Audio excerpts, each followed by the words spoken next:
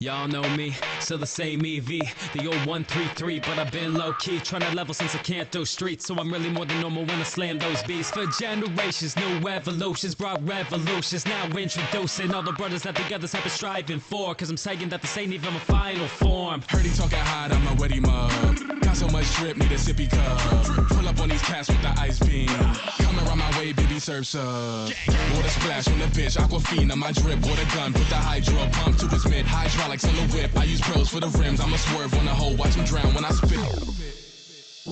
Shocking to your ligaments, I've been cracking the voltage job. Currents causing dissonance, AC/DC, you're thunderstruck. Loud, I know you're listening, bringing noise, how I interrupt. Gory, I know how I'm feeling like a god. Call me Sparky, I blur it like I'm a Nari. Static, shot no verge of circles, you can't harm me. Conducted it like Hillary, you better bring an army. Defibrillator, I will end this in a heartbeat. Already came with a flame chamber, 3K degrees, I'm burning the state of nature. I blaze it like a volcano when I turn green leaves fire red, now that's a game changer. Heat waves coming and I'll spare no survivors. Each day sunny when I flare like a lighter. Ain't no mountain higher than the kind where I'll be piling up your graves like I'm on fire. You're picking me over the recipe, I'm a gem, every gen, like I'm on the SP. I could use some friendship, you don't wanna test me, never need a sunshot, unless I'm an XT, next me. Nah, I see the future, it's gonna be gone fast. When I'm psyched up and deliver a strong blast. You're a copy and now you mess with the wrong cat, so I'm switching out when I hit him with baton pass. Blackout on the track cause I'm a dark type. Back in with your girl, she told me that she in the dark types. Yeah, move smooth through a dark night. I'm synergized when I'm synchronized with the moonlight. Yeah, I got venom in my veins, get me hot like the sun, then I might just let it spray. I ain't come to play in the shadow where I lay. Oh, you thought that you were saved, but really you was prey. It don't need to be art for you to fall. No jack, but you know that I'll be popping off. Yeah, I got the brain, stepping on the scene, and I keep on winning, call me Charlie Sheen. Grass tight, but you know that I will take you to the ground. You a coconut the way that I just put you in the mound. Oh wow, now you're out here deceased. This ain't Naruto, but don't mess with the lead. Ice trip on me, there's a vault drink fussy on the box, getting caked at the icing. Jumping through the polar opposite, try and copy what we got. Cause a blizzard and it's just straight overwatch. I don't own the watch, but another wrist still cold. All over the shop like a drifting snow. Don't wait for thin, I'm gonna chip this cone. I seal the deal, but you'll still be froze. Yeah, Sylvia, bitch. When it starts shit, it call me tits. I disarm you, click from my aura emits. And your trainer giving draining kiss on my tip. Moon blast on the back, then I have to dip. Ghost ride the tail whip, my ribbons are lit. Yeah, I got so many bows, I'm lavish and thick. Baby doll eyes, make a dragon hate it and quit. Y'all did not anticipate me to run it back this way, but I cannot run away. I adapt to change. I'm in all the games when in battle may come and cracking eggs, and I'm tackling. I'm that fox, I'm the baddest face. Check that box, cause Evie Squad does not take no loss.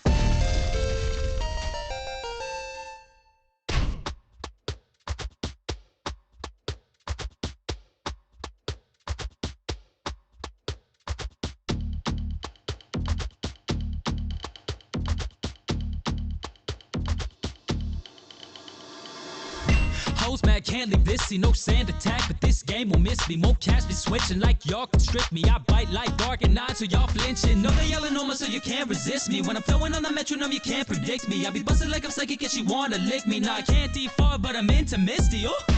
Okay, let's go. Gen 1, my throne dice cold like an Articuno fly. My foes die slow, got the venom like I need a rhino. Everybody wants free rides. Y'all beg back my ass, I'm not laughing rash. You all thrash my back, cause I carry track back when rap was spanned. You wanna talk top chant, meet me get the top, man. Yeah, told Elm that I was willing to help. Suggested I pick a starter that I should keep to myself. Ready, I'm no beginner, will never run out of health. Level up by the second, cause so much damage is dealt. No doubt, I'll be the greatest trainer ever created. I can never be stopped to show them humiliation, cause I do it a lot, my party's always amazing. I'm not the one who they anticipated. Dropping every bar like gold, it was so cold at the peak, I can barely even feel my toes.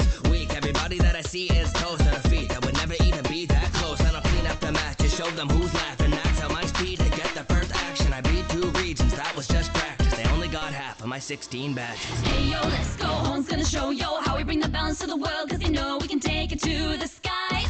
Changing up the flow before your eyes. Ground on, we don't go slower, cause there's nothing to cry yoga. Don't you must skip this torture, cause when Trico, we only going higher. You know we need the rules and we be rocking with the jewels. So things that even legendaries ain't got time for food. You better show that respect, going harder than a cheese press. Be a wildfire, we're the ones who inspire. Keep talking trash, it's clear to see you got nothing on me. It's the dawn of the new age, stepping into Gen 4, battling all day in a home, call it sin. No pip up, how am meant to be the best. And I switch up, empty palming at your chest. Diamond, pearl, platinum, I'm shining with the drip. Ready, dark, raw, always on my nightmare shit. Giratina 808s when I smash distortion. Diago with the time, I'ma erase it. Bury your bodies, cause we need less Paul. Twin leaves beside me, 2 shots, fuck 'em all. With the lustrous shine, got the space and all. Sphere pillar looking down, no way I'll fall. Now that's a douche, took a kiss as my coupe. And I'm flying around with the sun as my roof. Game shark, got the rules, Guinness vibe with the tools. 16 plates from a god, I see us in the loop. Hey, the mic to this crafty guy, bringing the action, scratching your static sprites. I am the mastermind behind black and white. Here to school you trainers who can't rap and write. It's like I spit trouble, you spit rubbish. When you hear that clink clang, better duckle it. I'm a hero to the people who need me. You're a zero, peace out like Victini. Meet me in the city and I'll take you on a detour. Eating up a subway like it was a team sport. Nothing but net like Durant in these streets. You're never gonna need to wonder who spits heat more.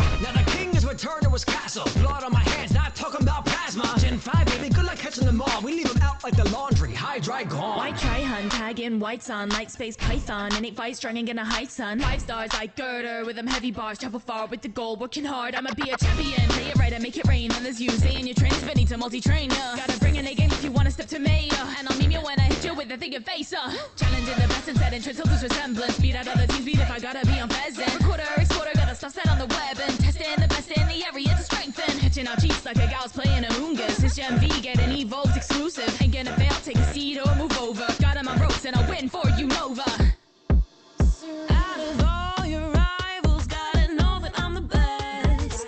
Always pushing you to succeed, I'm the true test. Don't worry, cause I've got your back. Team player, better be prepared, we're on the attack. On the road to victory, all the legends will be ours. We're making history. Got my abs all ready, yeah, we're bringing the doom. I'm real competitive, this shines through. When I get on my meow stick, they ain't slick. You know we hit like a brick, let them talk this shit. In the end, we'll fall to my Altaria. So hard it'll leave a scar. I'll set the bar near and far, gonna be a star.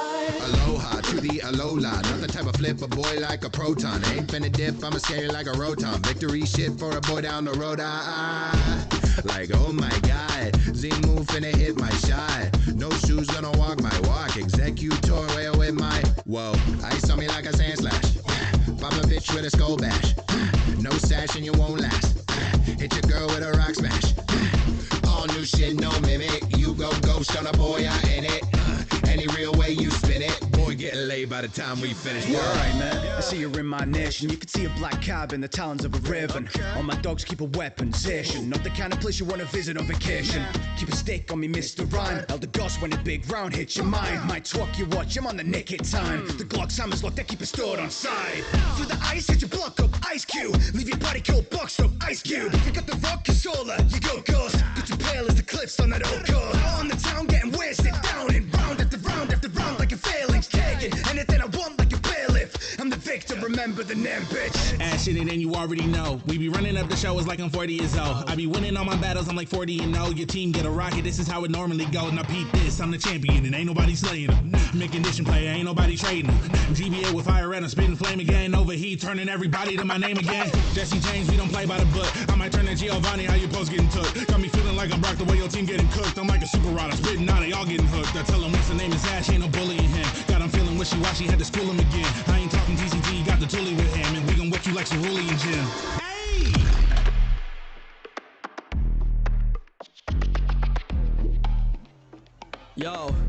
Yo, it's that dude blue, happy to pull through. Path to be number one, won't catch me, I'll root two. The gang got a loose screw, I ain't talking about the magnet attracting. The fans get loud when I'm battling. And Gramps said to catch him, so I had to do that. Now my whole squad nice, I eradicate trash. Trust no one, what with them cannons at, bro? When my Blastoise shoes, that's a stab in the back.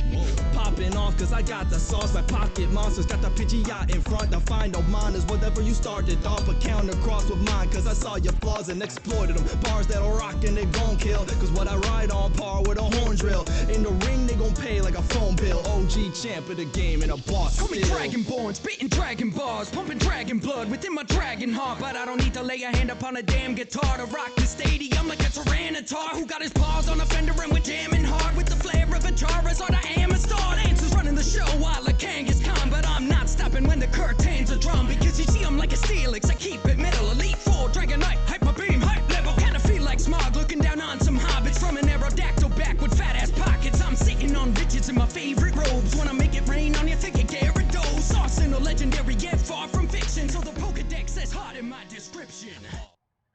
Heyo! Hello, Fantastics. It's Mr.Clintastik, and I am here today with Kamigawa Neon Dynasty Review Limited. Yes, it is here. It comes out this week, the new set.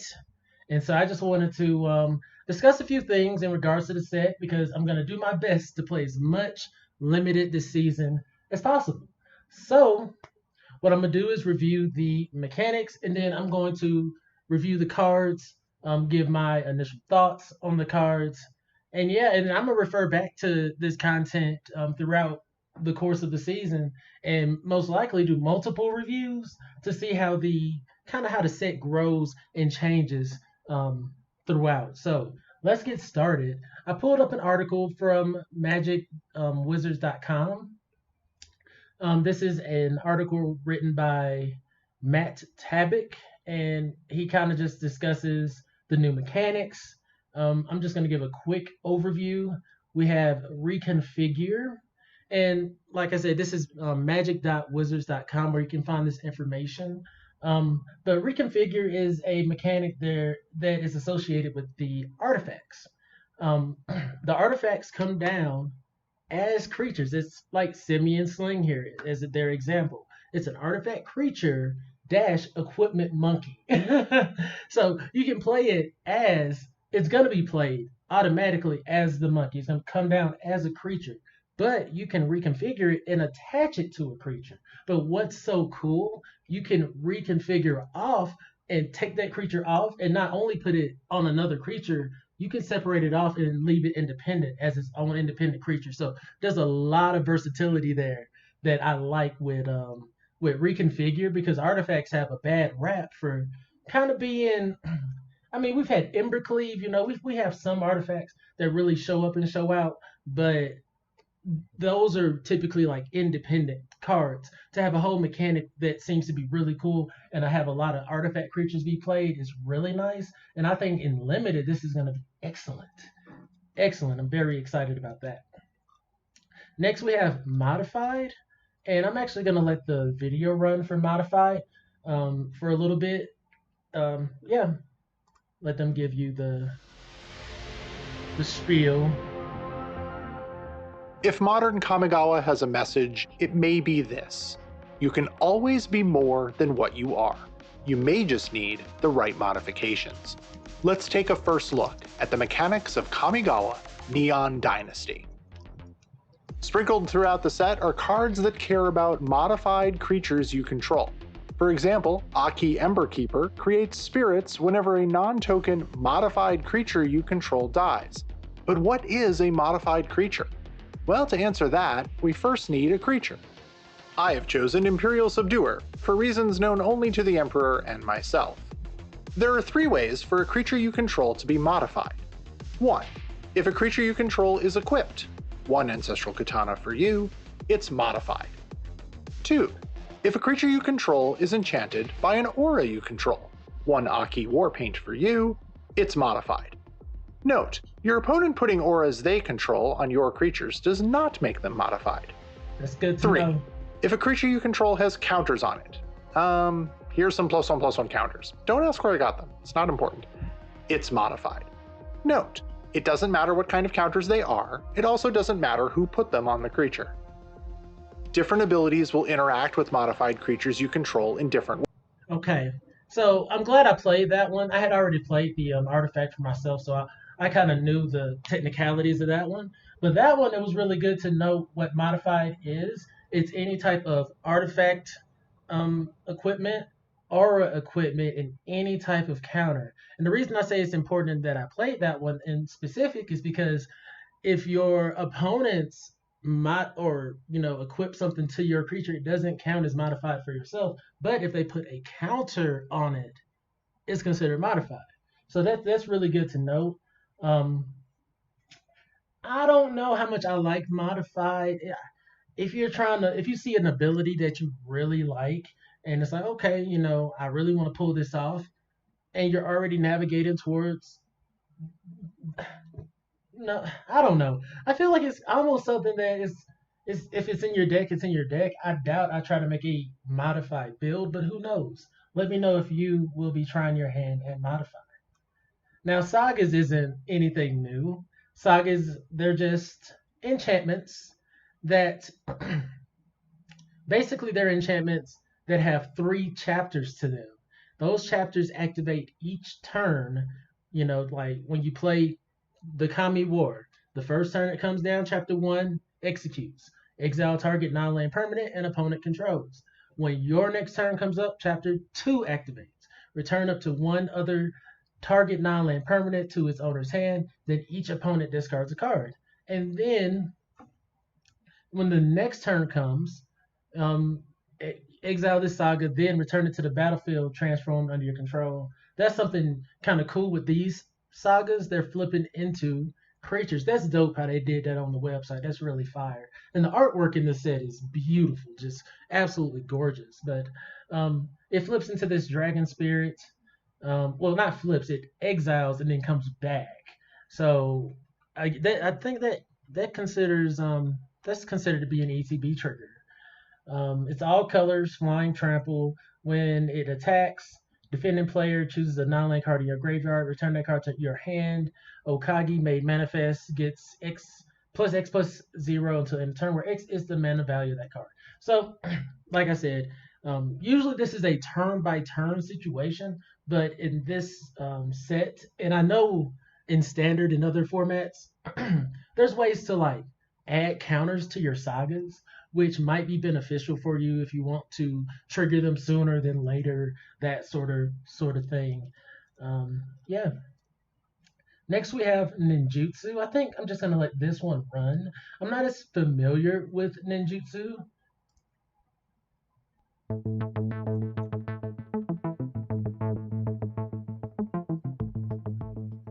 Kamigawa is all about the past meeting the future. And in our present, 2 past mechanics return to present future decks ways to move past future competition. Present, future, past, present, future. Okay, sure. Let's take a first look at the returning mechanics of Kamigawa Neon Dynasty. First up is Channel, an ability word seen on permanent cards like Greater Tanuki. Channel abilities are activated abilities you can activate while the card with Channel is in your hand. Pay some mana, discard the card with Channel, and in Greater Tanuki's case, a basic land card is yours. Each Channel ability has a different effect. Note that activating a Channel ability isn't the same thing as casting a spell. The second returning mechanic is Ninjutsu, the signature mechanic of the creature type Ninja. Let's take a look at Dokuchi Shadowwalker.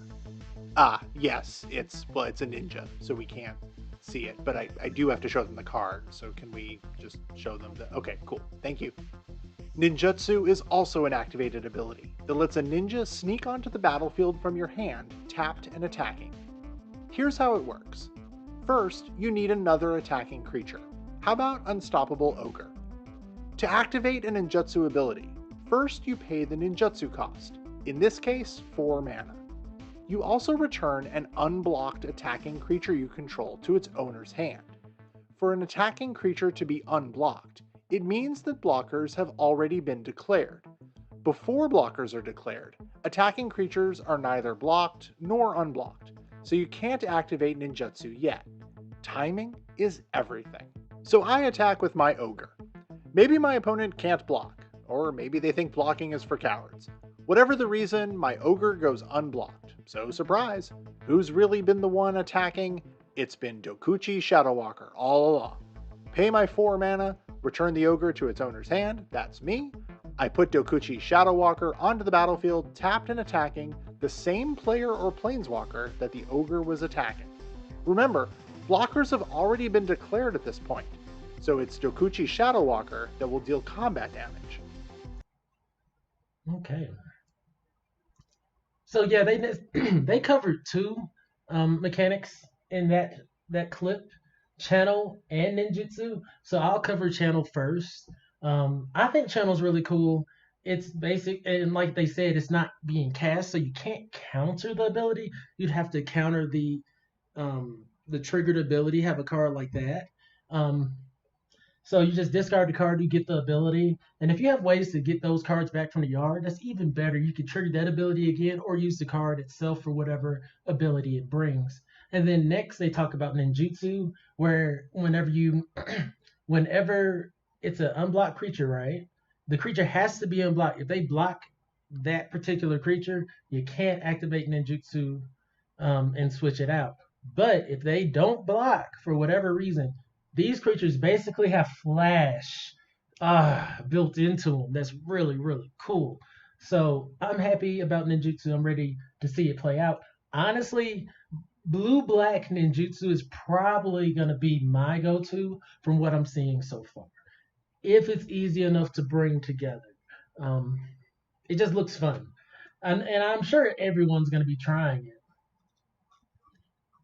So yeah, they kind of just combined channel and ninjutsu together. So those are the mechanics. I guess something I'm gonna mention before I get into the set itself is that there's cards that get benefit for if a creature swings alone.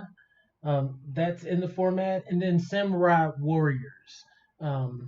Like if you are swinging with the samurai warrior, control the samurai warrior, you get benefit from that. So those are those like sub mechanics maybe. You have your solo swinging and you have your samurai warrior setup kind of trickled within, and vehicles are very prominent in this set too. So I'm surprised they didn't really cover that there, but solo swinging, samurai warriors, and vehicles are very relevant things to note for this format as well. So I'm gonna start off just covering the white spells, and I'm gonna cover as much as I can. I actually got called into work today, so let's do what we can. Let's hurry up and go. And what we have here is the Wandering Emperor. Definite, just bomb card, right? The Wandering Emperor, 2 generic, 2 white, legendary Planeswalker, flash. As long as the Wandering Emperor ETB this turn, you may activate her loyalty abilities anytime you cast an instant. +1, put a 1/1 counter on up to 1 target creature. It gains first strike until end of turn. -1, create a 2/2 white samurai creature token with vigilance, and -2, exile target tap creature. You gain 2 life. I love this all around. Hold on.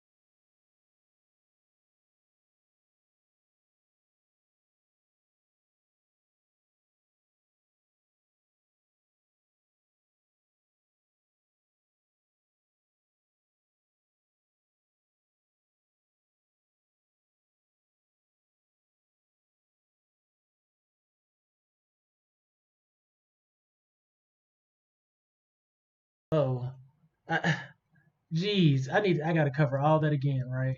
I did not have the volume going, and see, that's why you need editors. I'm pretty sure I covered the entire Wandering Emperor, so I'm gonna run that back. 2 generic, 2 white with flash. As long as the Wandering Emperor entered the battlefield this turn, you may activate her loyalty abilities anytime you can cast an instant.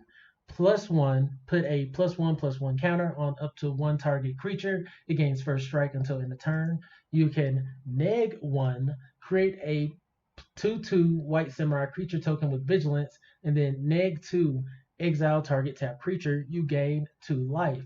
So, as I was saying without sound for some reason, you can flash this in and exile their tapped creature while it's attacking. Gain 2 life. I'm not sure if there's any benefits of life gain in this format. You can -1 if they're swinging in with a little 1/1. Boom. You get a creature to the board, a planeswalker to the board, and you get to block the creature for free, or even a 2/2. I mean, it'll trade at the very least. And then +1, put a 1/1 counter on up to one target creature. It gains first strike until end of turn. You just modified your creature. So this card is everything you want in a planeswalker. I think this could even see standard play. I'm gonna run it.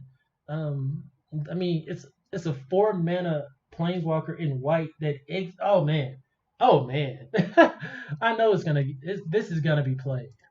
Next we have Ao the Dawn Sky, and this is when I noticed my volume last time. I was talking about the alternative art. Look how sexy that is. My goodness. Now that's awesome right there. That's like, ooh, I love that. But then you see that alternative art. Oh, yes. Anyways, 5 mana, 3 generic, 2 white, legendary creature, Dragon Spirit.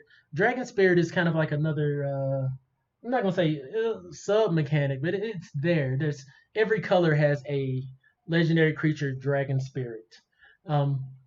Flying Vigilance. When Ao the Dawn Sky dies, you choose one, and that's their shtick. When they die, you get these abilities.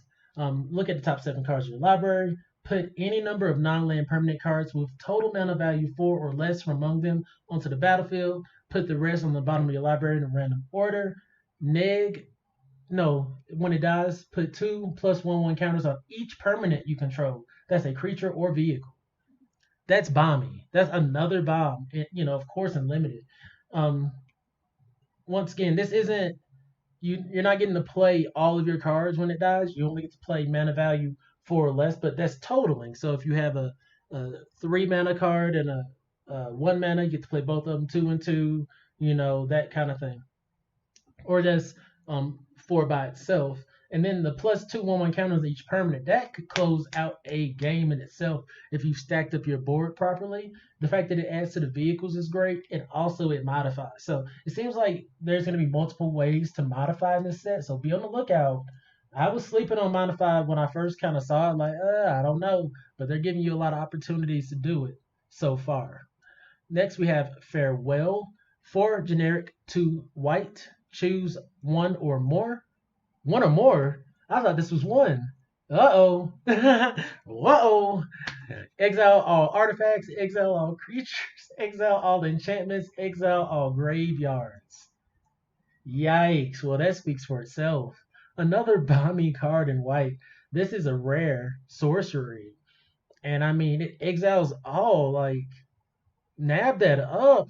White is looking stacked so far. There wasn't much to say about it. I mean, it's a board wipe, and it exiles. No coming back. I love exile. All right. Next, we have Invoke Justice, and I think this is another. Every color has this like 5-drop sorcery deal going on. Rare, return target permanent card from your graveyard to the battlefield, then distribute 4 1/1 counters among any number of creatures and or vehicles target player controls. So you can choose any player. That's kind of interesting because some people might play Two-Headed Giant or something, where it's you and your buddy playing against 2 other people. So that could be relevant. But yeah, I didn't say the mana cost. It's 5 mana, 1 generic, 4 white. And I think all of them is like some form of generic and a certain number of their specified colors.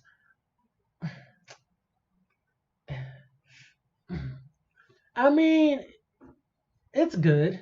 Return target permanent from your graveyard. So, with channel going on, we talked about how if you can get things from your graveyard, get the value off of it, cool. And then to have the distribute 4 counters in white, you're wanting to be attacking and whatnot. So I can see this card being like, yeah, I give it a try. The 4 mana investment would lead me to want to go mono white. So I would just have to see if monocolored, if that's the route I really want to go. Next we have March of Otherworldly Light, X, and a white. Instant. As an additional cost to cast a spell, you may exile any number of white cards from your hand. This spell costs 2 less to cast for each card. Exile this way. Exile target artifact, creature, or enchantment with mana X or less. So this is another little shtick that's going in every color. They have this, I believe, instant type card where you can exile that color type to reduce the cost. And this exiles, I mean, I would pick it up. Especially if I can recur my instants and sorceries. Like, why not? Like, and anything with exile, I think is a lot of value. And it seems like they're giving white a lot of exile ability this format. Or this set. Alright. Next we have Cloudsteel Kirin. 2 generic and a white artifact creature. Equipment Kirin. So this is one of the creatures we were talking about reconfigured. It's flying. Equipped creature has flying, and you can't lose the game, and your opponents can't win the game. It's a 3/2 with reconfigure 5. I love this, right? Like, I would run as many of these as I could. Like, bruh, what? I could run out of cards, and I'm not gonna lose the game. Like, right? So I don't know. I like this a lot. It's flying, and that's another thing. If for instance, I run out of cards or I run out of life and I can't lose, but I have a flyer and I'm beating your face in, towards the end, I'm winning that game. So yeah, Cloudsteel's Kirin all day. Like, all these cards so far from Mythic on down in white, none of them have no duds. All gas. Cloudsteel Kirin can equip to, like, maybe you found a ward creature that you want to, reconfigure this onto or something. It's crazy. Or they figure out a way to kill the creature this is attached to. Well, Cloudsteel Kirin just comes off as an artifact creature. Like, oh my god. Next we have the Restoration of Iganjo. 2 generic and a white. Search library for a basic plains card, reveal it, put it into your hand, then shuffle.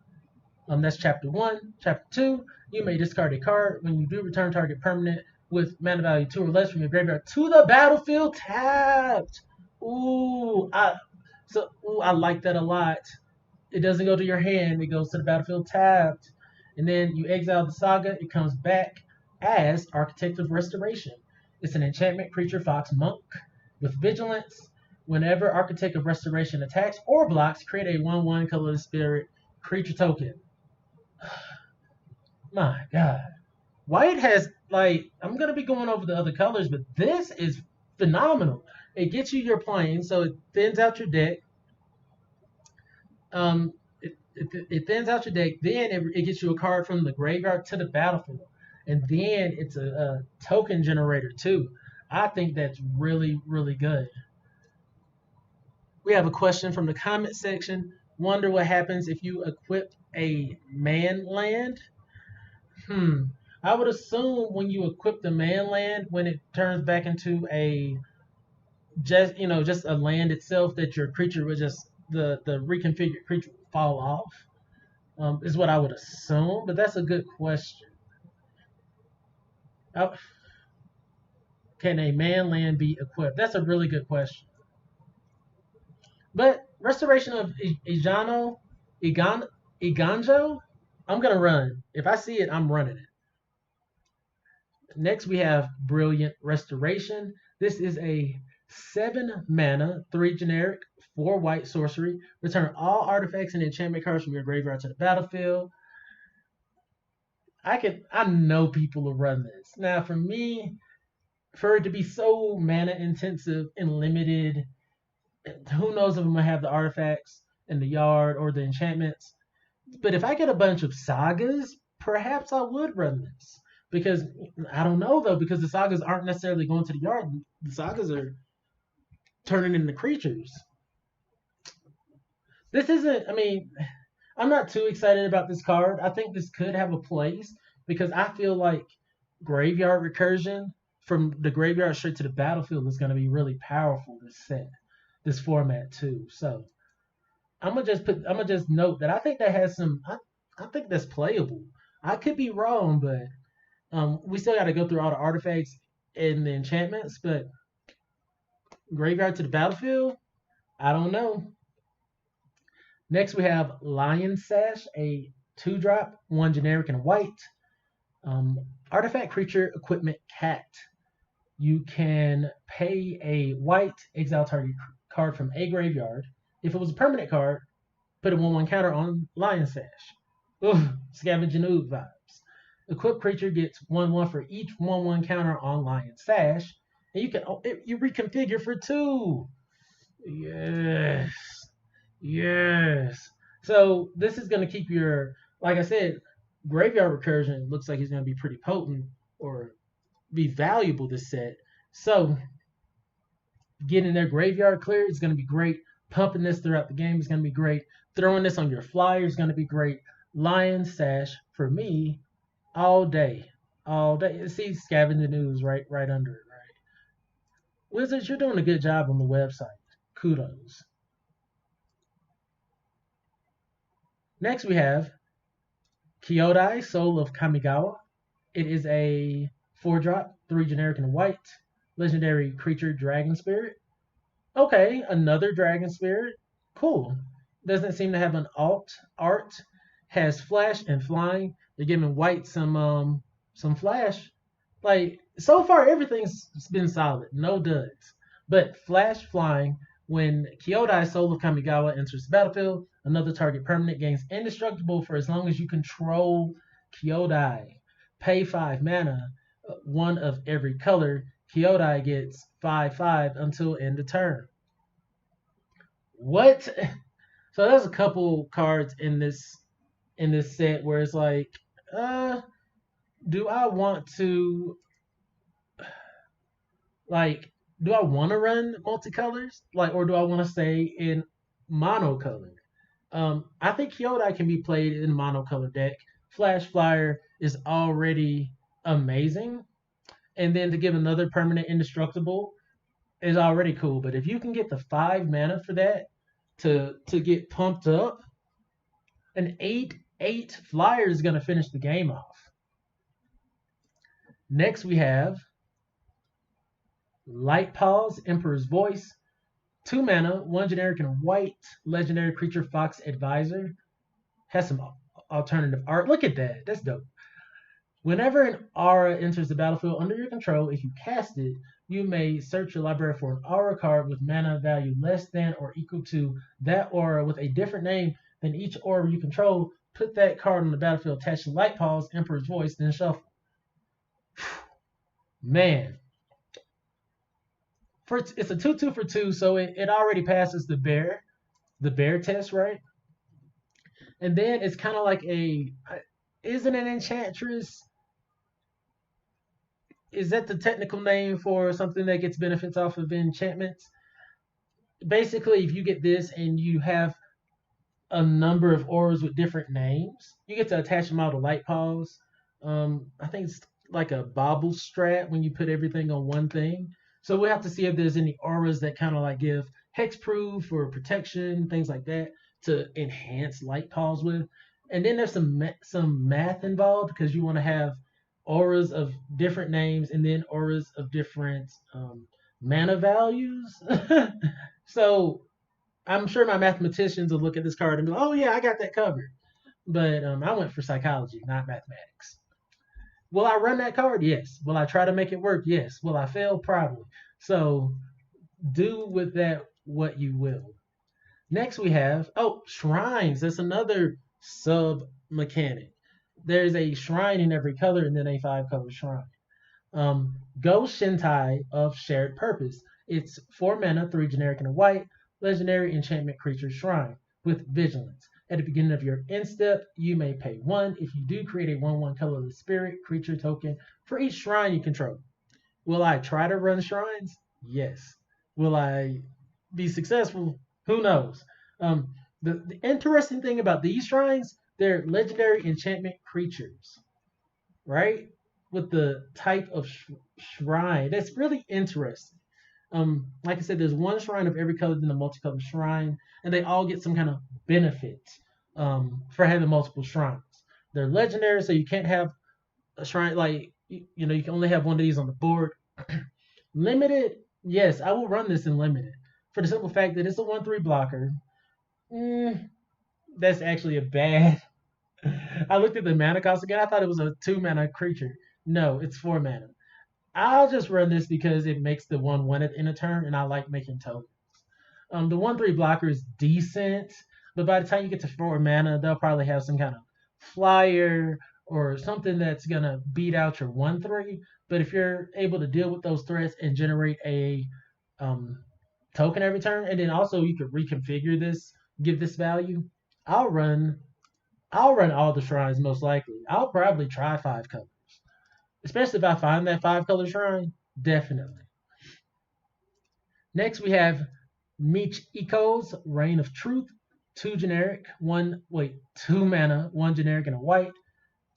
Both chapters 1 and 2 are target creature gets +1/+1 until end of turn for each artifact and enchantment you control. Okay, I wish they kind of said each creature. Then it comes back as a creature. Portrait of Michiko. He or they are they're an enchantment creature, human noble. Portrait of Michiko gets +1/+1 for each artifact and enchantment you control. That's interesting. I mean, there's ways to make treasures and blood tokens and all sorts of things where you can generate like these pseudo artifact tokens. And I think Nico Eris, I'm talking about standard a little bit too. There's no 5-color shrine? You sure? Well, dang. I could have sworn. But this gets value for all of those things. In limited, I don't know how many ways you're gonna have to make your artifacts and enchantments. So, I'm willing to give the saga a try. I'm willing to give it a chance. I'm willing to give a lot of the sagas a chance just to see if the value from getting their abilities and the creature is going to be worth it.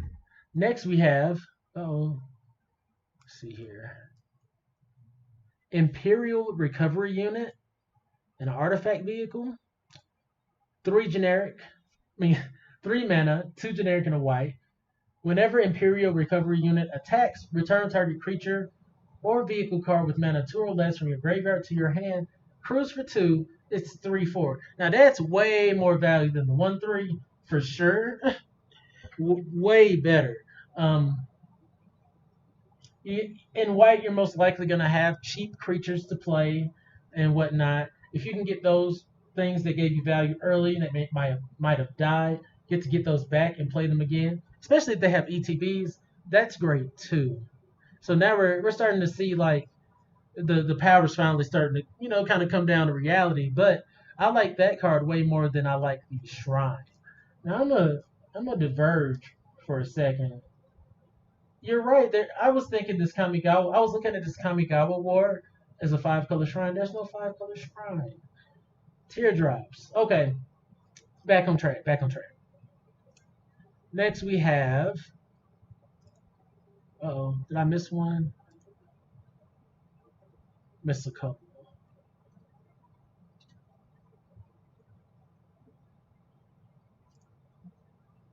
All right. Blade Blizzard Kitsune. It's 3 mana, 2 generic and a white. Fox Ninja. Has ninjutsu, 3 generic and a white, and it has double strike and it's a 2/2. I think that's fine. If you're running your mono white strat, yeah. It ninjutsus and it's more expensive when it ninjutsus, but the fact that it's double strike might be relevant. That's 4 damage. Maybe if you can pump. I don't know. It's only a 3 mana card to begin with. So you don't have to ninjutsu. You just play it for 3, 2/2, then you equip it or pump it or whatever. You're getting your value. So I don't see anything wrong with the card. I think it's fine. Like I said, if you're running your aggressive white strat, paired with any color, I think it's serviceable. Next, we have Touch of the Spirit Realm. It's 3 mana, 2 generic, and a white enchantment. When Touch of the Spirit Realm enters battlefield, exile up to 1 target artifact or creature until Touch of the Spirit Realm leaves the battlefield. It has Channel, 2 mana, 1 generic, and white. Discard Touch of the Spirit Realm, exile target artifact or creature, return it to the battlefield tapped under owner's control at the beginning of the next end step. This is a very interesting card. There's actually a few abilities here, right? Well, at least a couple. You get to exile target artifact or creature until this leaves the battlefield. So this it's like a Oblivion ring in a sense, and that's always relevant. Especially like for tokens or whatnot. If you can exile the token, it's never coming back. And then this works for the channel ability too. You exile there if they generated a big token or something. You exile it, doesn't come back. But also, if you have something that you want to protect, you can exile it using channel because it doesn't say your opponent, and you can bring it back to the battlefield under your control on the next turn. So I think I like that. I like the versatility that's there a lot, really, and it's going to trigger your ETBs for like anything that wants you to play an enchantment. Wish it was an aura, but I think auras are kind of like a direct, goes straight to a creature type deal.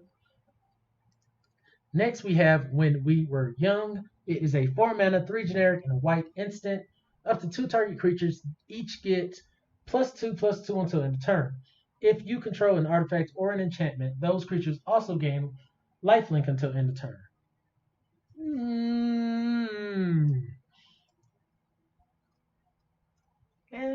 Would I run it? I don't know. It's okay. You give 2 creatures 2/2, right? But that's kind of pricey for me. I wouldn't go for it first. Next, we have Skyblessed Samurai. 7 mana, 6 generic, and a white enchantment creature, human samurai. Cost 1 less to cast for each enchantment you control. Flying 4/4.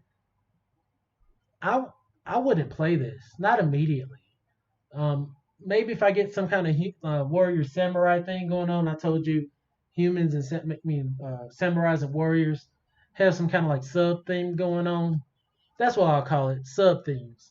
7 mana for 4/4 is just ugly. That's very, very ugly. Even though it's a flyer and it'll be cheaper, for all of your effects, I could be proven wrong. Maybe it's something you want to always pick up, but off top, I'm not feeling. Next, we have Selfless Samurai. 2 mana, 1 generic, and a white creature fox samurai. Whenever a samurai or warrior you control attacks alone, it gains lifelink until end of turn. This is a samurai warrior, so when it attacks alone, it gets lifelink until end of turn. Sacrifice Selfless Samurai. Choose another target creature you control. It gains indestructible until end of turn. I'm gonna pick this up all day in my white builds.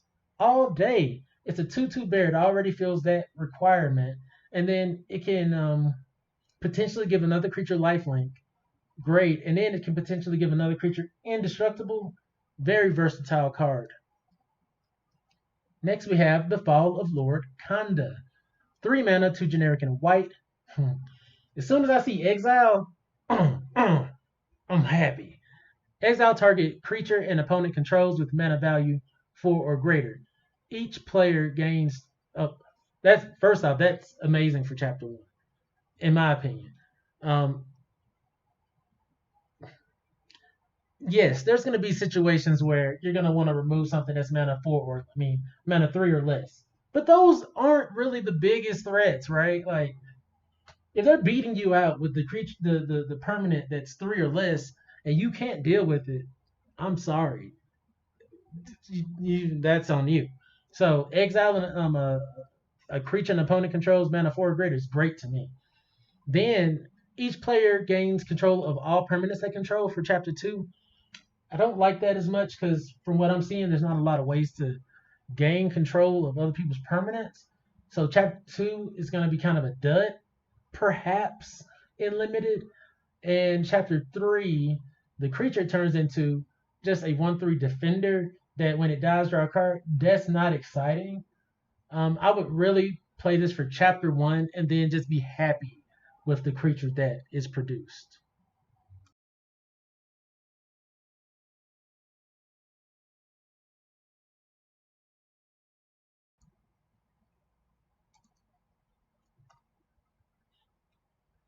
All right. Next we have Norika Yamakaze, the poet. 3 mana, 2 generic and white, legendary creature, human samurai with vigilance. It's a 3/2. Whenever a samurai or warrior you control attacks alone, you may cast target enchantment card from your graveyard this turn. Target enchantment card. No mana restrictions, no nothing. Just it's an enchantment. You killed off my Fragment of Kanda. Okay, I drew a card off Fragment of Kanda, and then when this attacks the lone or any samurai warrior, I may cast target enchantment card from the graveyard this turn. I can just play the Lord of Fall Kanda again, get value again, and then probably get value off of the back again. So I love Norika Yamakaze, the poet. I think that's amazing. Next, we have Born to Drive. 3 mana, 2 generic, and a white enchantment aura. Enchant artifact or creature. As long as enchanted permanent is a creature, it gets +1/1 for each creature and or vehicle you control. It has channel 3. Discard Born to Drive. Create 2 1/1 colorless pilot creature tokens with this creature crews vehicles as though its power were 2 or greater. So reward 2 greater, not 2 or greater. That was a misread. So basically, those 1/1 tokens are going to represent three. For crewing, they're going to represent 3/1 tokens, which is really good. That's really good. And that's kind of another sub theme right there that creatures that crew vehicles crew as if there was 2 or greater. And then you can channel this discard to get 2 instant pilots, right? And then you can use the enchant ability. And I mean, you slap this on your flyer after creating a bunch of tokens, you swing in for game. I love Born to Drive all day. All day. Wish it had alternate art.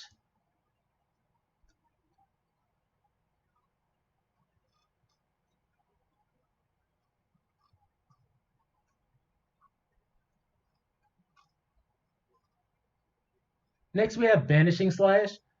I mean, pretty simple. two mana, double white. Destroy up to 1 target artifact, enchantment, or tap creature. Wish that was instant speed because it's a sorcery.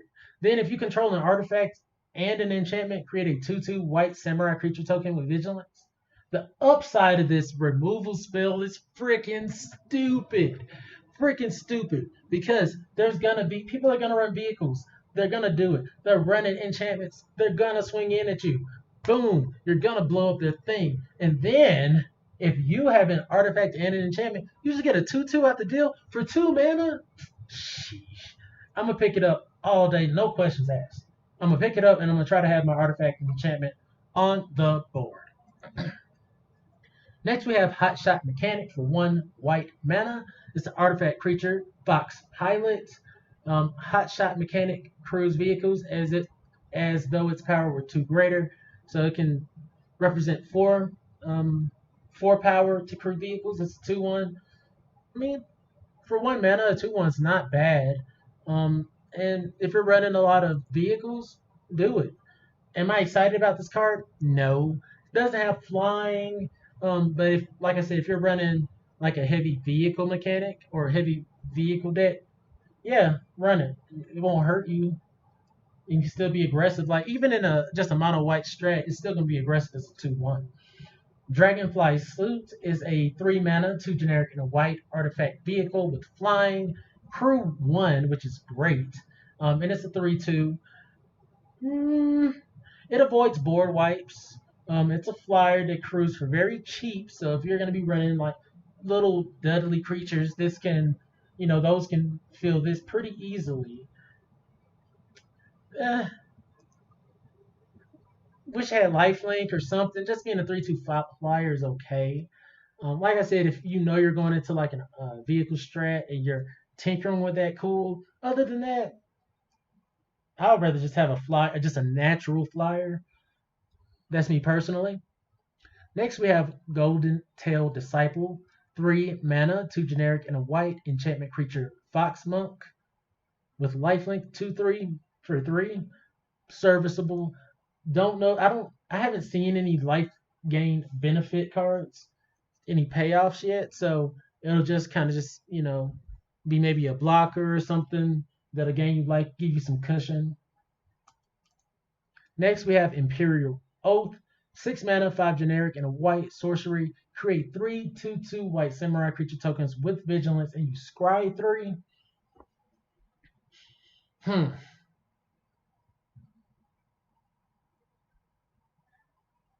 You know what? There's a chance. There's a chance I would run this card. I like making tokens, and being able to make 3 tokens on one turn could be beneficial. The scry 3 is beneficial.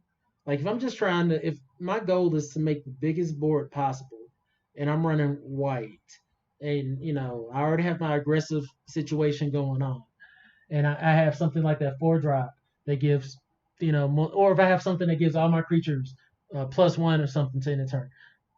Maybe I run this card. I think I would run it in limited. I would at least give it a try. Next we have Intercessor's Arrest. 3 mana, 2 generic, and a white enchantment aura. Whew! Finally seeing some auras. Like I feel like we haven't seen a lot of those for them to be so necessary. Enchanted permanent can't attack or block or crew vehicles. Its activated abilities can't be activated unless they're mana abilities. This is fine. I prefer when these 3-drop cards exile from the board because you don't want them sacrificing that permanent for value. That's the only thing. I don't really like this. If you need more removal or a little more ways to interact, run it. But otherwise, I don't think it's too exciting.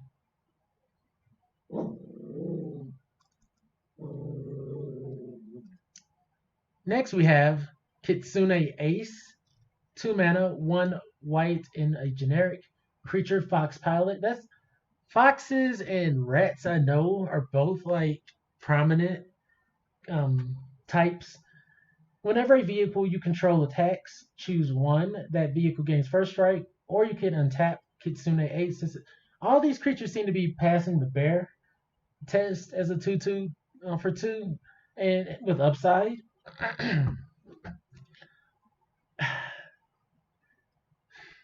I don't want to have to do the balance with vehicles and creatures.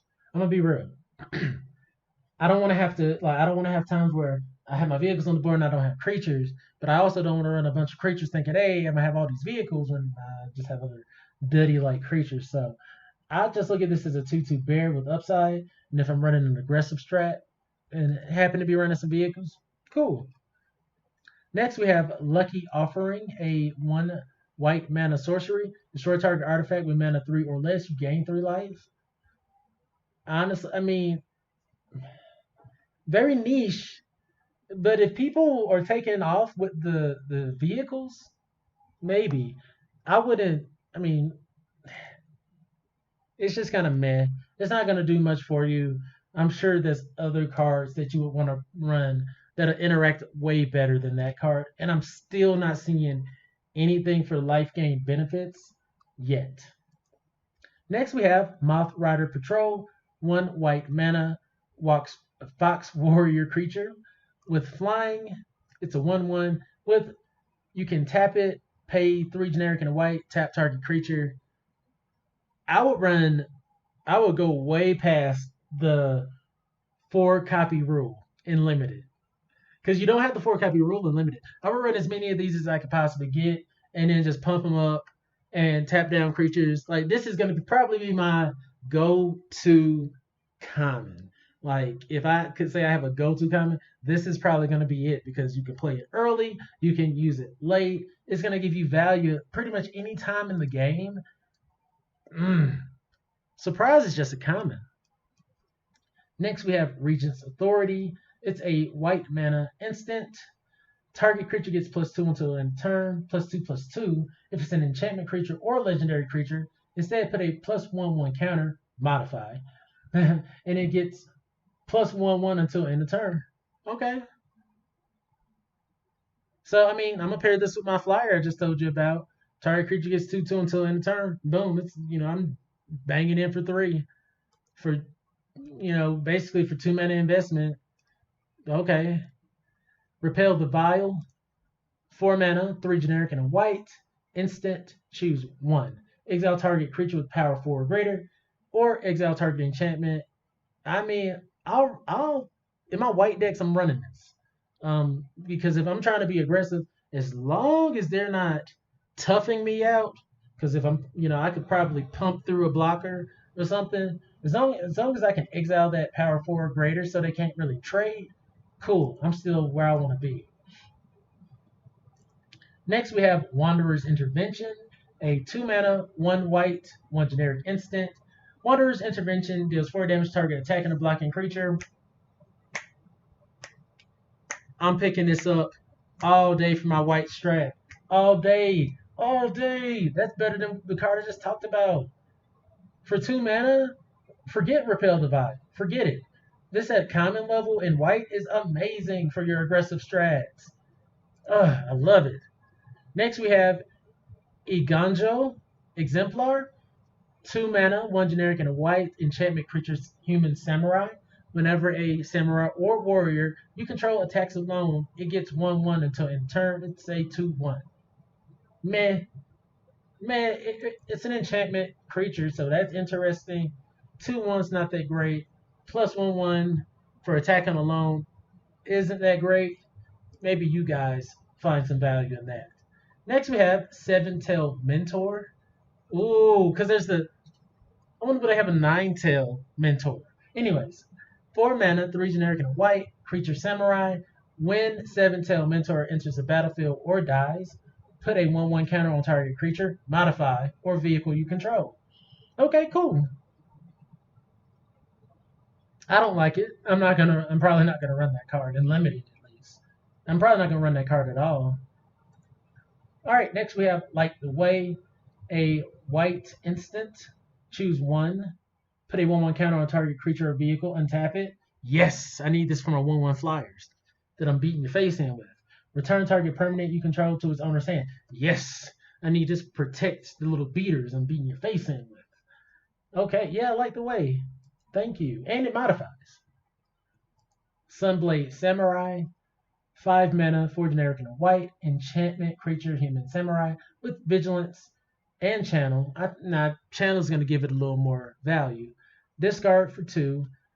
Search your library for a basic plains. Reveal it, put it into your hand, shuffle, gain 2 life. It's a 4/4. I'll run this. Why? Because I think there's going to be ways to get your enchantments back from the graveyard to your hand or to the battlefield. This thins out your deck, and this curves out decently being vigilant and a 4/4. So yeah, I think Sunblade Samurai Unlimited is going to play very well, or at least see some play. Next we have Befriending the Moths.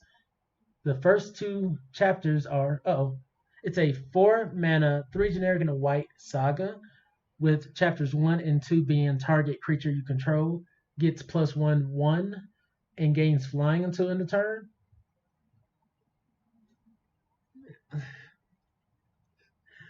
I'm probably already playing flyers, so I probably don't need that ability. And then the creature's a 2/4 flyer. I don't like this. I don't think this is good. Now, if you're playing a strat like white-green or something, where you have like these big, massive creatures that you know you're going to be wanting to swing through with, and they don't have trample, maybe. But otherwise, I think this is kind of meh. This isn't threatening the opponent. Then it just turns into a 2/4 meh. Next, we have Ancestral Katana. 2 mana, 1 generic, and a white artifact equipment. Whenever a samurai or warrior you control attacks alone, you may pay 1. When you do, attach Ancestral Katana to it. Equipped creature gets +2/+1, and you equip for 3.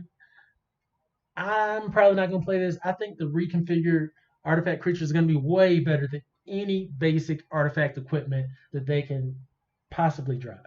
Could be wrong, but I think you're going to definitely want to run your artifact reconfigured creatures over the basics. Next we have Spirited Companion. It is a 2 mana, 1 generic, and a white enchantment creature dog. When spirited companion enters the battlefield, draw a card. It's not a bear. If it was a bear, it would have been like silly. Like I said, the fact that you can get your enchantments back from the yard to your, this will be a time where if you can get it back to your hand or your battlefield, that's good. But what else is it doing other than drawing you a card? I mean, if you're, you run multiple of these, right? You fill out your board and then you find some way to give your board 1/1 or whatever. Okay, and you drew cards while you did it. So yeah, I think this can be played. I think this actually, I'm probably gonna run it. It'll block for you if you have things to bring, ways to bring it back. It's gonna give you value regardless. I like it. Next we have Imperial Subduer. It's a 3 mana, 2 generic, and a white creature human samurai. Whenever a samurai or warrior you control attacks alone, tap target creature you don't control. 3/2. I don't think the samurai attacking alone strat is gonna be that great. And you get this tap ability on a one mana card, right? That flies. Like, no. I'm probably not running that unless I have to. And last in white we have Era of Enlightenment, a 2 mana, 1 generic and a white saga. Scry 2 for chapter 1. Chapter 2 you gain 2 life, and then it flips into a 2/2 first striker. That's a bear, but that seems kind of bad. It doesn't seem that great. So yeah, mono white alone I think is looking pretty good. From what I'm seeing, there's ways to get your enchantments back from the yard. The mythics, the rares are all looking nice. What it's going to pair best with, I think green is really looking to have like this synergy, like white green enchantments going on. Maybe you want to pair with red for like white red artifacts. I guess you could go like maybe white black aristocrats, and then like white blue vehicles maybe. But yeah, the white cards are looking pretty nice so far. So I'm gonna rest my voice for just a moment, and then we're gonna move on to, I'm gonna try to go through the blue cards, and then honestly I gotta get to work. So yeah, I'm gonna take a quick break and I'll be right back.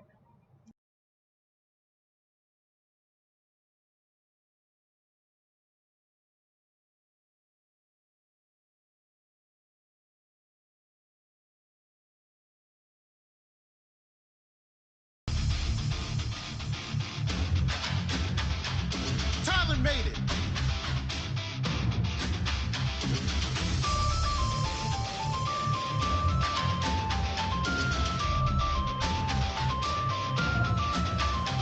It's not to dragging anybody till they kneel. You gon' feel the burn so bad that your magic won't even heal. Pull the metal out, man, you cannot be for real. Got a fireball for anyone thinking they got balls of steel. Did you get that? I just say some lightning, then you get zapped. Mages wanna carry me, but I'm already sick. Blech. See the fist of flame, trust that you don't want the impact. Hear my fire dragon war, now you call it lit rap. I don't care, I'll burn your house down till it disappeared. Open up the door and say, damn, is it hot in here or is it just me? Unafraid of enemies, but I would never go near Urza when she's on a murder spree. Know the guild or get shouldered with the logo. Colder than it coming from Gray, that's my bro-mo. Lucy by my side, unlocking my full power, call it Dragon Force. Couldn't even keep up with me solo. Yeah, you might think I'm barely on the scene, but everybody knows who's carrying the team. I've been ferrying that their embarrassment upon my wings, and if you're dragging it out of me, then I'm most scary that I've seen. Call me furry tail, call me blue, I ain't the worst off. Call me anytime if you a cutie and you're first off. Take it to your first stop, take your shirts off. If you got some vertigo, then try to curb it when the earth rocks. I can be a devil of your aircraft, I'm a blue angel with no airbags. That's the fair fact, show me where the flare's at. I can get you there fast, only time I take a seat is when I beat a chair's ass. It's a Chris, it's a kitty shit that I've been doing. I really hate to break it to you, but you might be stupid. Who would let me like without pussy in the posse? I got other pause I need, so don't pause me. Dreams that I was chasing, got what I wanted, no complaining. Yeah, I chose this, I'm devoted, gonna show them that I'm more than just a pretty face. Just let me whip them into shape. Keys on my hip, you can't escape. No, I won't blow it, I won't blow it. Key to your heart ain't the only one I'm holding. Got it locked down, yeah, this gate's about to open. Hope you're ready, cause my spirit's going all in. About to leave you broken, might have your heart stolen. Cause I'm fucking adorable, mage in disguise. But I can do more than just wind up the guys. Got powerful friends with a turn of a key, they'll be by my side. When they tried to bring heat to a beast that was stronger. You lack speed when I freeze, you're a goner. They tried to beat me, but they flee, couldn't bother. Cause I'm a monster with little bit to no honor. I slaughter and I'm down, but I'm still in. I could be a villain, always tend to do things I'd almost never be willing. Don't mean to come across so cold. See, I was different, you lost a couple of friends while I lost my entire village. Fight me, but stay cautious. When I unleash, leaves the whole room frosted. And when they got me, don't believe that we've lost it. They say I'm not weak, nah, they cannot stop this. And that's a promise, couldn't interrupt as much as they want to. Never gonna give it, even if I know I got you. Cause they will know I'm in it to be winning this a lot. And I'll be fixing the name Team Grey, fuck Nazi. Phantom Lord upgrade, now a fairy tale. And if you're looking at my grill, you'll be reading Braille. Yandere, what I make, I don't need bail. Feelings ain't fake, moving up the power scale. Part of me missing, I'm living in a cloud burst. Sacrificing all I got, cause I'm putting in verse, putting in work. Giving into my thirst, turn a drip to a slice of it, just gon' hurt. Unison raid, we taking out the fakes. Riding shotgun, take cover, take game. No shame for these majors I wanna play. You better think twice before speaking on my name. If I'm acting up, give me the punishment. And now you're done to fuck, cause I'ma keep it wet. Baby, grab the cups, I can be your pet. And I'll be the most loyal girl you ever met. You coming at the guild, little nigga, that's a death wish. You don't wanna box, cause these squares will get checked quick. Iron Dragon Lance give us the same setting when I make you bite the steel and fire in your belly. Ass bro, bent over, ass whooped in a battle. Take me 50 shades of grey to be stuck in anyone's shadow. My power's a colossus, dude, and your firepower lacking. When they meet the metal dragon, now these niggas metal dragon. The steel make y'all stop, ain't worth dying, y'all. I'll leave they jaw drop when it's cracked with iron bars. But when you ride out, beware that cab you in. Metallic all black with the shadow trim. Iron explode on a god, now you praying to a phantom lord. When the shrapnel leave him twisted like iron dragon roar.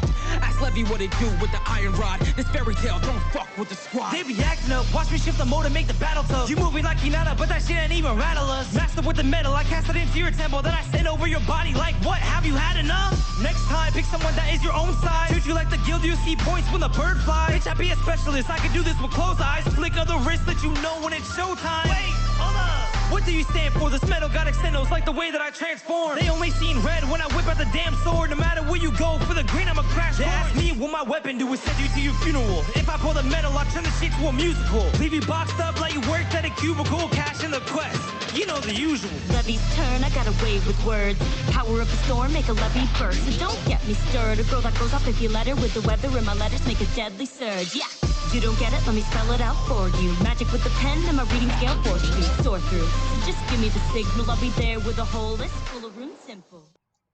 Ayo! Hello, Fantastics. It's Mr.Clintastik, and I am back continuing my Neon Dynasty Limited Review. Now I will be diving into the blue spells.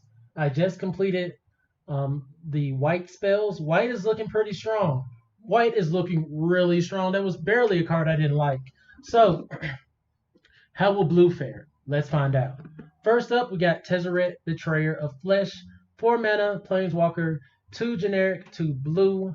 The first activated ability of an artifact you activate each turn costs 2 less to activate. Okay, we haven't gotten into the artifacts yet, so I'm not sure if in limited that's going to be the greatest. We're going to see. But let's look at its abilities. +1, draw 2 cards, then discard 2 cards unless you discard an artifact card. That's powerful. -2, target artifact becomes an artifact creature. Oh, if it isn't a vehicle, it has base power and toughness 4/4. So, if you're wanting to go blue artifacts, I just got to go in and talk about this. You could run this, and then you could run all the artifacts you want, and then the -2 here is going to at least completely, fully animate that vehicle forever, turn it into a creature. That's really cool. Or if you just happen to have an artifact, maybe a mana rock or something, that you're like, okay, I need to run this to run my 5-color strat or whatever. I'm going to turn it into a 4/4 later. Boom. And then the -6 is you get an emblem whenever an artifact you control becomes tapped, draw a card. Yes, Tezzeret. Yes. Of course you're running your Tezzeret. Why not? So, next we have Kyrie, the Swirling Sky. 6 mana, 4 generic, 2 blue. Legendary Dragon Spirit. Has flying and ward 3. When it dies, choose one. Return any number of target non-land permanents with total mana value 6 or less to their owner's hand. Sheesh. Mill 6 cards, then return up to 2 instants and sorceries from your graveyard to your hand. Okay, I like this. A 6/6 for 6, cool. Flying, cool. Ward 3, cool. Dies, yes, okay, cool. Yes, I'll run this all day.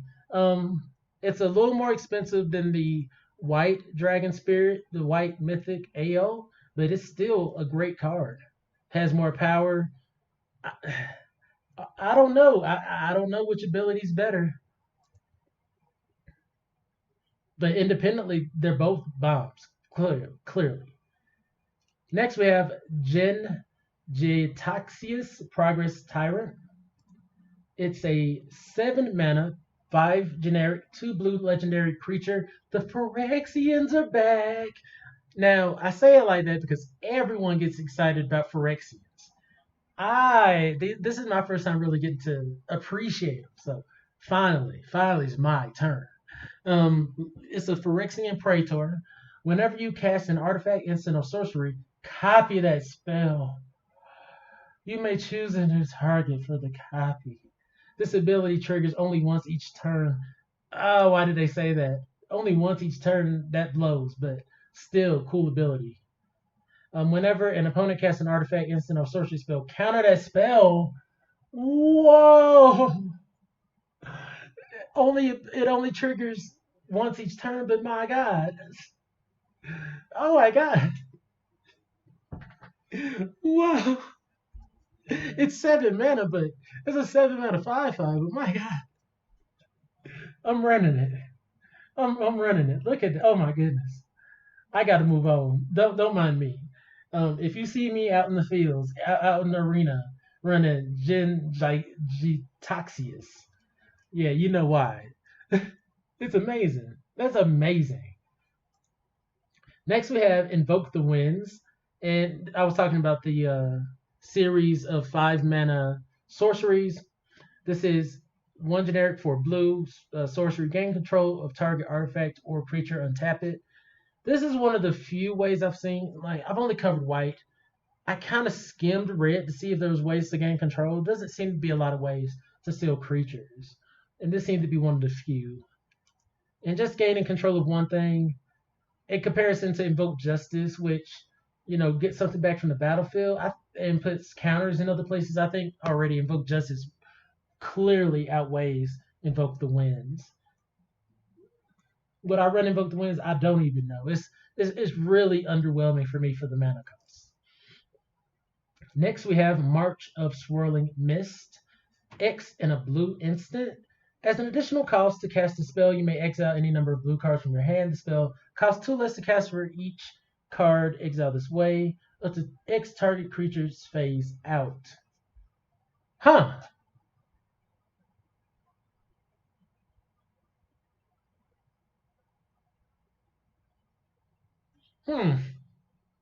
Okay. I mean, I guess it's a way to you can protect your things.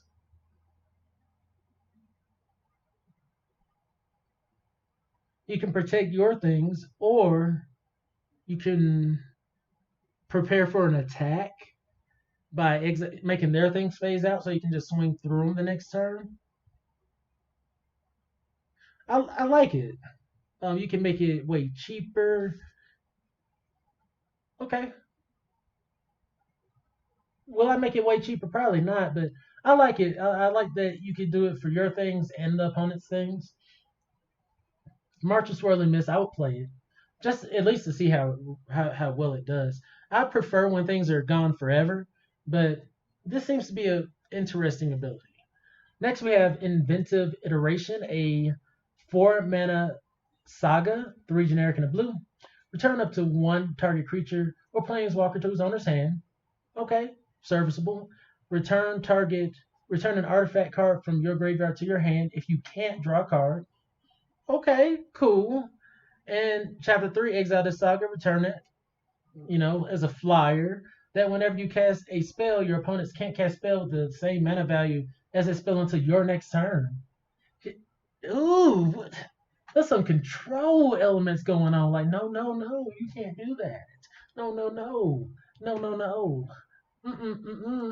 Hold on. Yeah, I'm gonna run that all day, no question. Inventive Iteration's a great saga. Honestly, it might be my favorite so far. because it interacts, it draws, and the creature interacts as well. I love it. I mean, the other saga was decent. The one that makes the 1/1 tokens. Is it this one? No, it's an earlier one. Yes, this one. This one was fine too, but it doesn't interact initially, and it has to attack or block. So it's way, in my opinion, way slower. Whereas when the other one flips,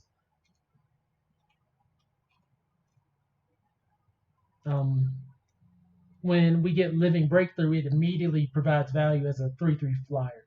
I think this is the best saga for limited so far, for out of white and blue, of course. Next, we have Tameshi, Reality Architect, a 3 mana, 2 generic and a blue, legendary creature, Moonfolk Wizard. Whenever one or more non-creature permanents are returned to hand, draw a card. Blue, oh my gosh, great. This ability only triggers once each turn. Wizards, you're breaking my balls with that. Triggers only once each turn. I don't like that. And this shows kind of like the link between white and blue. Pay X and a white, return a land you control to its owner's hand, return target artifact or enchantment card with mana value X or less from your graveyard to the battlefield, activate only as a sorcery. And this isn't limited to once a turn. Yay. Like I said, there might be like a potential white-blue artifact strat going on, or maybe even white-blue enchantments. I like this a lot. I'll definitely run Tameshi. Gives you card value, like draw value, and brings things back from the graveyard. And yes, all day. Next, we have the Reality Chip. It's 2 mana, 1 mana, and a blue legendary artifact creature equipment jellyfish. When you see that artifact creature equipment, yes. You may look at the top card of your library at any time. Yes. As long as the Reality Chip is attached to a creature, you may play lands and cast spells from the top of your library. Yes. It reconfigures for 3. Yes. And it's a 0/4. Oh man. I love it. I'm running it all day. Look at that alt art. Beautiful. Next we have Thousand Face Shadow. It's a blue creature, human ninja.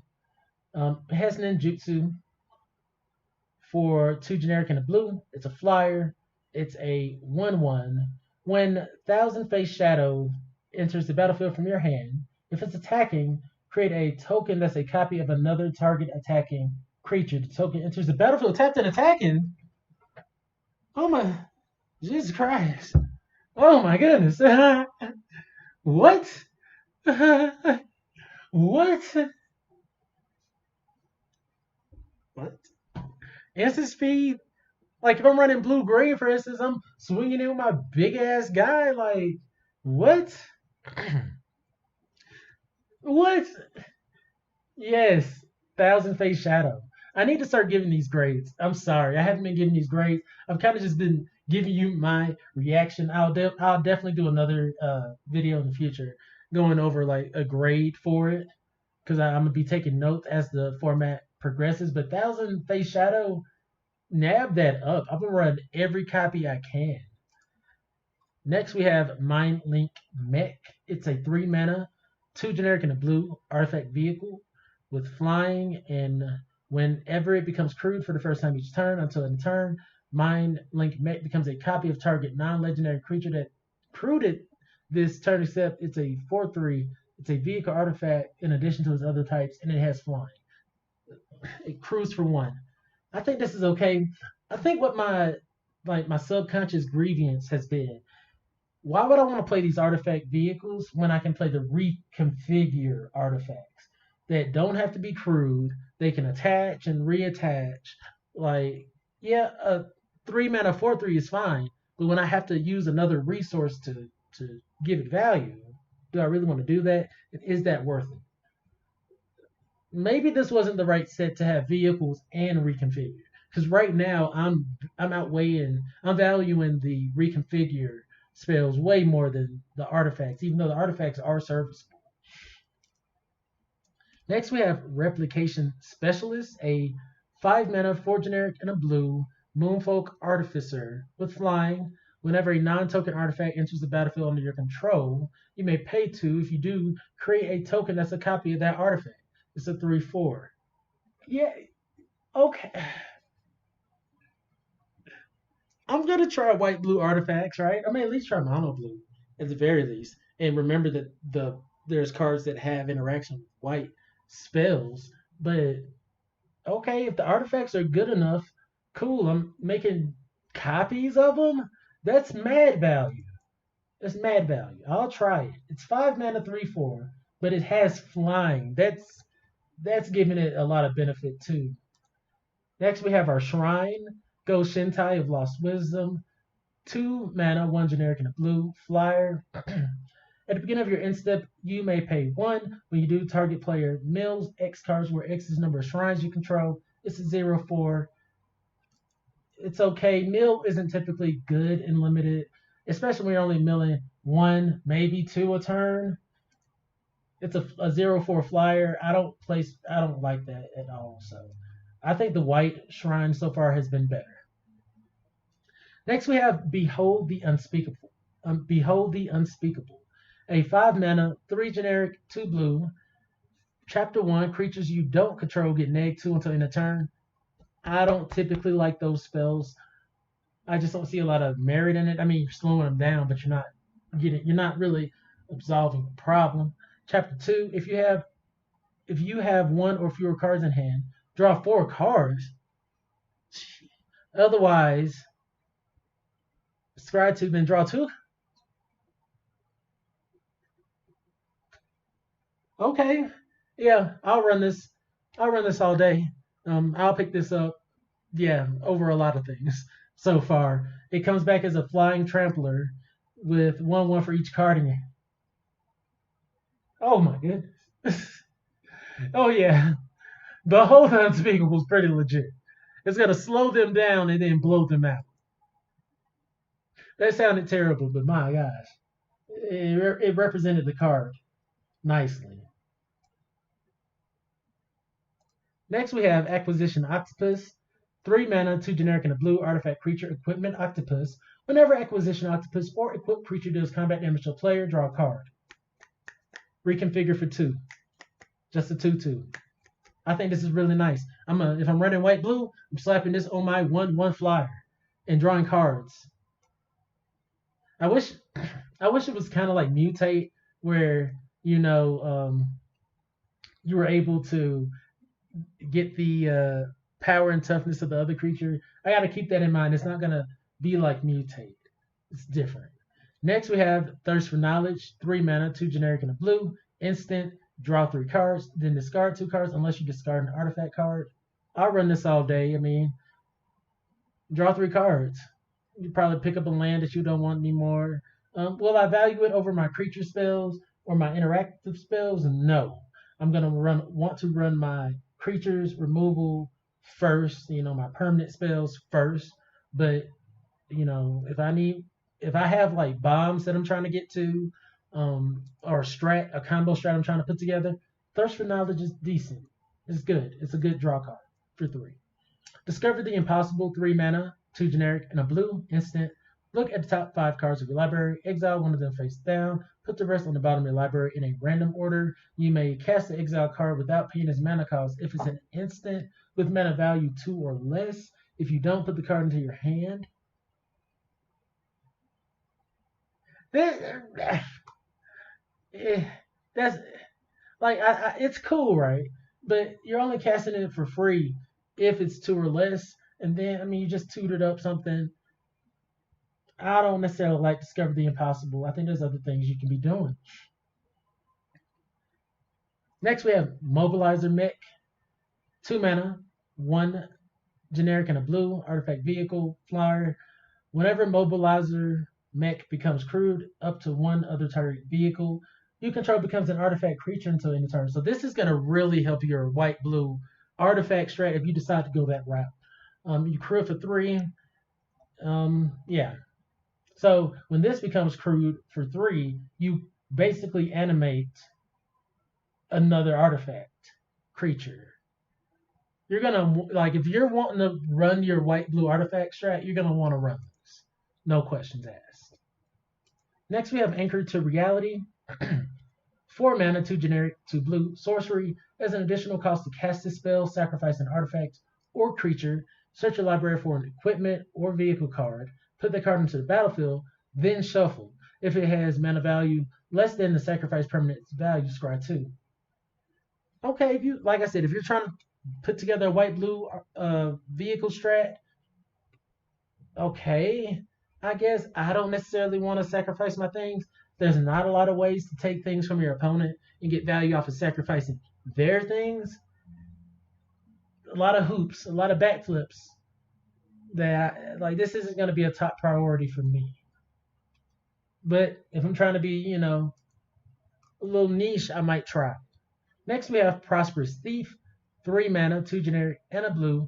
It's a human ninja 3/2 with ninjutsu for 2, a generic and a blue.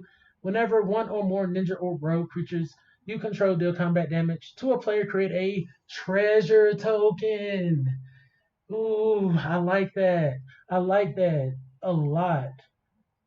So blue-green, maybe, if you're trying to ramp up into some big things and whatnot. I can see this doing something. I think it's serviceable having ninjutsu being a 3/2. Doesn't have flying, but the treasure tokens I think is going to be mad value, especially if you're trying in this format to do like multicolors. That'll help a lot. Next, we have Essence Capture. 2 blue, instant, counter target creature spell, put a 1/1 counter, modify, on up to 1 target creature you control. Serviceable. I would assume it goes in like blue-green, maybe even blue-black. Actually, it kind of goes anywhere that's running blue and running creatures. 2 mana, okay. Reality Heist, 7 mana, 5 generic, 2 blue, instant. This spell costs 1 less to cast for each artifact you control. Look at the top 7 cards of your library. You may reveal up to 2 artifacts from among them, put into your hand. Wish they said battlefield. Put the rest on the bottom of your library in a random order. You really got to be reaching for that white-blue strat, that white-blue artifact strat to really want to pull that off. It won't be something, I would probably pass this over just a creature, but I could be wrong. Next, we have Awakened Awareness. It's an X and 2 blue enchantment aura. Enchant artifact or creature. When Awakened Awareness enters the battlefield, put X/1/1 counters, +1/+1 counters on enchanted permanent. As long as enchanted permanent is a creature, it has base power and toughness 1/1. I don't know how to see this, right? Like, you can put out the counters on enchanted permanent. Oh, wait. Yeah, you put the counters on the permanent, but say it's a 2/2, you're reducing it down by 1. But you can play this for 2 and make any permanent have base power 1/1, so make it a nothing. I guess you would use this more so against the opponent, but you can also use it for yourself, like put it on one of your creature tokens. Maybe. That's probably how I'm gonna have my rating, like all days and maybes. Futurist Operative. 4 mana, 3 generic and a blue. Creature, human ninja. As long as Future Operative is tapped, it's a human citizen with base power and toughness 1/1 and can't be blocked. Why would I want to do that? Oh, but you can untap it for 3. Okay, so 3/4. I don't know. I don't know how I feel about that. That's gonna be another rating. I don't know. It's like that's an interesting ability to be able to untap itself. And be. Oh, I understand now. So you swing in. When you swing it, it becomes tapped. It's a 1/1 that can't be blocked. they can't block with it, you can always activate your ninjutsu. You can always activate your ninjutsu. And then if you don't want to activate your ninjutsu, you untap it when they go unblocked and you're dealing three damage instead of 1. Okay. It clicked. I like that. I like that a lot. Convert Technician, 3 mana, 2 generic and a blue. Artifact creature, human ninja with ninjutsu 2. 1 blue and a generic. Whenever Covert Technician deals combat damage to a player, you may put an artifact with mana value less than or equal to that damage from your hand onto the battlefield? Okay. Okay. I can't wait to see the artifacts, and then I'm going to revisit White Blue and see what we're really going to be able to do. Disruption Protocol, 2 blue, instant as long as an additional cost to cast a spell, tap and untap artifact you control or pay 1, counter target spell. Okay, just straight up counter. Okay, you do it for 2 unless you pay 1, unless you tap an untapped artifact. But these blue cards looking like blue white's gonna have some value in white blue artifacts. Next we have Futurist Sentinel, 4 mana, 3 generic, and 8 blue. It's a 6/6 vehicle with crew 3. Meh. I've been impressed. I've been way more impressed with other things. Mirror Shell Crab, 5 mana, 2 blue for 7 mana total. Artifact creature crab with ward 3. It's a 5/7 with channel. Pay 2 generic and a blue, discard it. Counter target spell or ability unless its controller pays 3. I might run a couple copies of this. Because it's countering spells and it's a 5/7 with ward. 5/7 is pretty damn significant. Oh yeah, I like Mirror Shell Crab. Now I think it's gonna see some limited play.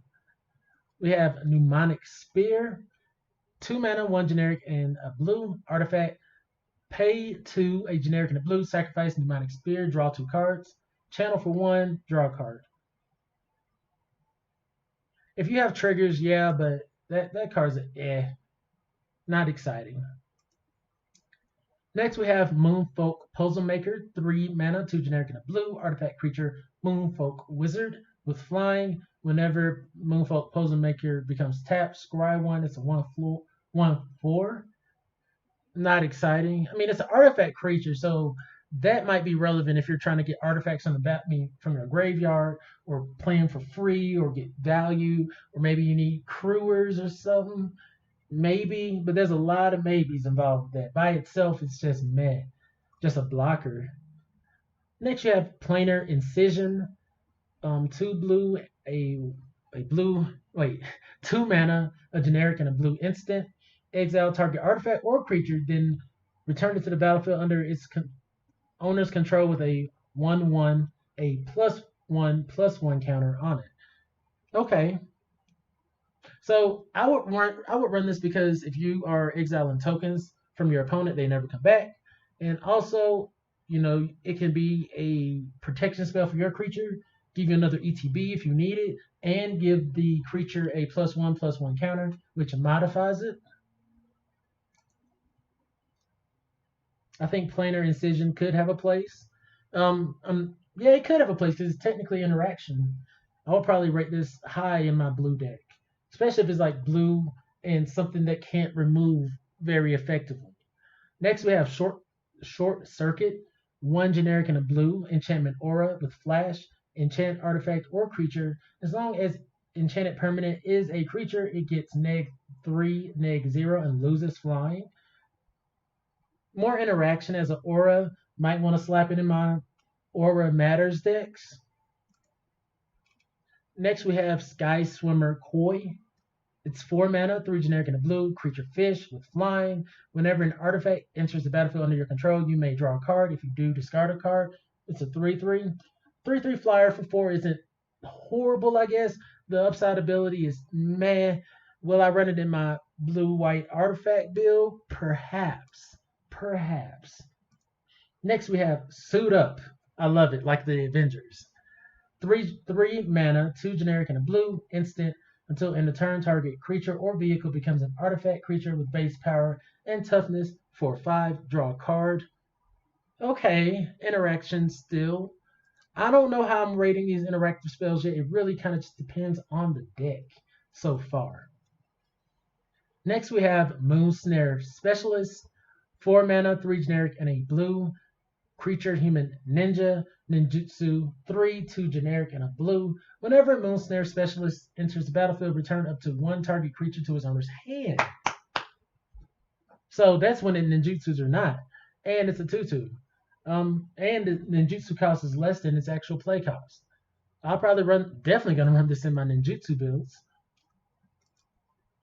Next we have Cyber Trespassers. 5 mana, 4 generic, and a blue. Artifact creature, Moonfolk Rogue. So artifacts and rogues are going to be very relevant. That's already something I'm keeping my eye on. Channel, 3 generic and a blue. Discard Cyber Trespassers. Tap up to 2 target creatures you don't control. Those creatures don't untap. They don't untap during their controller's next untap step. It's a 3/5. It might be serviceable. Kind of unexciting, but we just have to wait and see if we're trying to put together white-blue artifacts or white-blue vehicles or whatnot. I don't think Channel in itself is going to necessarily have a place. Network Disruptor is a blue artifact creature, Moonfolk Rogue, with flying. Whenever it enters the battlefield, tap target permanent. It's a 1/1. Okay, what if I'm just going white-blue flyers? You know, we got 2 serviceable white-blue flyers for 1 mana cost. Okay. Next we have Spell Pierce for a blue. This is a reprint. Instant counter target non-creature spell unless its controller pays 2. Meh. I don't know if I'm really gonna be. I'm not excited about the card. If I have to run it, I will. I won't be happy to. Next we have Guardians of Ouroboros. It's a 3 mana, 2 generic, and a blue. Creature, Moonfolk Samurai with Defender. Modified creatures you control can attack as though they didn't have Defender. It's a 3/4. Meh. Have we seen a lot of Defenders? I don't think so. Next we have Moon Circuit Hacker. 2 mana, 1 generic, and a blue. Enchantment creature, human ninja. So it's an enchantment and a ninja. Okay, with ninjutsu, 1 blue. Whenever Moon Circuit Hacker deals combat damage to a player, you may draw a card. If you do, discard a card unless Moon Circuit Hacker enters the battlefield this turn. Love it. Love it. Especially at common level, and if it fills so many requirements. Yes. Armed Guard Familiar, 2 mana, 1 generic, and a blue. Artifact creature, equipment, beast. Okay, so basically just relevant that it's an artifact, but it has ward 2. It has reconfigure for 4. Equipped creature gets 2/1 +2/+1 and has ward, and it's a 2/1. Maybe if I'm running white blue artifacts, I'm seeing that be a thing. Moon Snare Prototype, 1 blue artifact. Tap and untap artifact or creature you control. Add a colorless mana. Okay. It has channel for 5. Discard it. The owner of target non-land permanent puts it on top or bottom of their library. Maybe this is a lot of maybes. I just don't know if white blue artifacts is going to be a thing. It looks like it's going to be a thing, but is it? Will blue, maybe mono blue? And I think red blue wants to have artifacts be a thing too. I don't know yet. We'll see. A lot of maybes going on. Next we have Tamio's Completion. 4 mana, 3 generic, and a blue enchantment aura with flash. Enchant artifact, creature, or planeswalker. When Tamio's Completion enters the battlefield, tap enchanted permanent. If it's an equipment, unattach it. Ooh, okay. Enchantment permanent loses all abilities and doesn't untap during its controller's untap step. It's an aura. It's flash. Kind of meh. Just kind of meh. And now we have the Modern Age. It's a 2 mana saga with chapters 1 and 2 being draw a card, discard a card, and then it comes back as a 2/3 flyer. I like that. I think that's really good to be the last card on the common list. It draws you a card, um, this card of course, but it ends up being just a 2/3 flyer at the end of the day. Cool. I'll run it. Vector Glider seems pretty cool. So, like I said, so far, I'm getting a strong white blue artifact or vehicle. Well, white blue artifacts or white blue artifact vehicle vibe from what I'm seeing so far. We already know blue black ninjutsu is going to be a thing. I'm very excited to cover the black cards. We're seeing a lot of ninjutsu spells, and they're doing amazing. They're looking amazing. But for now, this is going to wrap up the review for now. I may try to get back on and finish up after work tonight. We'll see. I only have so much energy, but I'm very excited about the set coming up. I'm really excited to be streaming drafts. I'm going to be doing my best to stream every day. After around like 3:30 to 4 is what I'm aiming for. So those on the days that I work. On my off days, I'm gonna have to really set up a time and see how long I can go for. But anyways, guys, as always, you guys are fantastic. My name's Mr.Clintastik. Kamigawa Neon Dynasty is on the horizon. I hope you guys are as hype as I am. I will see you guys